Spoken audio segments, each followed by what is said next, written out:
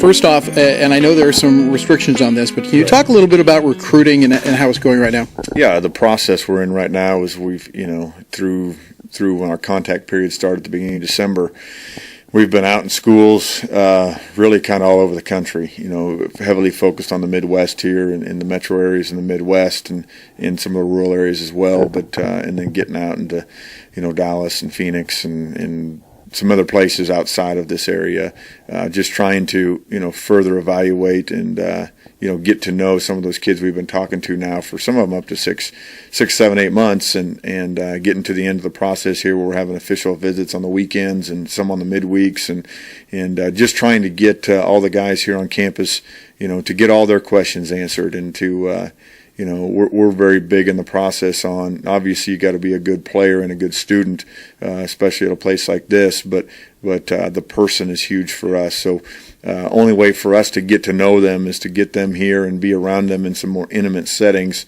and spend some time with them and just see who they really are at the end of the day as a person. And that's been very big for us in our process the last several years, and it's worked out well. What about the way you go about doing that? Is it you that goes out on the road? Is it all of the coaches that split it up? How do you do that? Each coach has their individual recruiting area. They go out in that area where they have relationships with coaches or those type of things. And then later in the process, I try and get out to see as many of them as I can as far as the guys that are coming on official visits. And unfortunately, I'm not able to get out to see all of them, but, I've been a couple different places. I'll go out with the recruiting area coaches, and they'll have, 5 or 6 guys in their area they want me to see. And we may be in their homes. We may be meeting with them and their parents at some other location or at school or what have you. Just, again, trying to, from both sides of it, really get to know each other and have a good feel for each other in the process. Is it too late for a guy who's looking for a school to maybe contact you, or do you have that covered pretty well? No, we feel like we have it covered pretty well, but, reality is there's a lot of kids out there and a lot of good players from a lot of places across the country, and we just, it's hard for us to have the resources to be able to get everywhere and see everybody. That'd just be impossible, and I'm not sure anybody in the country is able to do that just because of the amount of folks are out there. But no, and it's not too late. They can contact us via email or phone call or what have you, just to start the process and the film evaluation process. And anybody who's looking to do something like that, and understands what we just talked about, what we're looking for, getting the admissions process started here too, always helps get the ball rolling there a little bit faster. Jerod, at what point can you make public your recruits for the coming year? On signing, after they sign a national letter of intent, so it would be our signing date's February 6th this year, which is, I believe, just a little less than 3 weeks from now. And so in the next 20 days or so, or less really, we'll have 50 more guys or so and their families here on campus in some more intimate settings, just to try and get to know each other and feel who's the best fit for not only us but for them as well. What can you do with the guys that are on the team right now that are in between kind of their seasons? Can you have contact with them? Can you work them out? Yeah, once we start classes here next week, we start class again next Tuesday in our winter conditioning program. The NCAA allows us 8 hours per week, and we'll maximize that to almost 8 hours, not quite, but pretty close to 8 hours every week, leading up to spring ball. And we'll start spring ball the week of March 10th, the week before spring break. We'll have 3 practices there going into spring break, and then we'll come back after spring break and finish up with our spring game, I believe, April 21st, 20th, that Saturday, whatever that Saturday is, and I don't have it off the top of my head, but and then, it's just things keep rolling. Then we start junior recruiting and summer things, and it's just, hey, what time of the year? Okay, here's what we're doing now. Yeah. So it's no longer a season-only thing by far. Hey, speaking of seasons, can you tell us a little bit about the schedule for next year?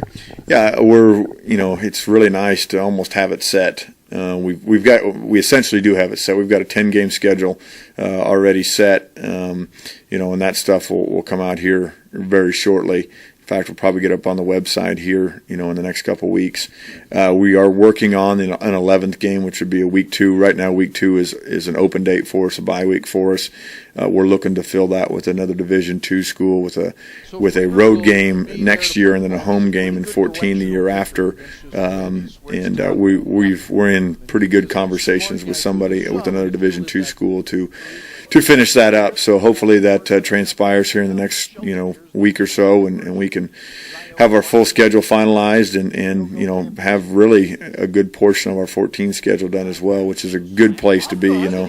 This is the first time these things happen several years out usually, and with the transition and scheduling and with Division II transition, it's been a whole lot more difficult the past couple of years, and some of those games had already been scheduled that we played in the past. So it's finally getting into the part of our process here that we're scheduling our own games, and they're set a whole lot earlier, and we can feel a whole lot better going into the season.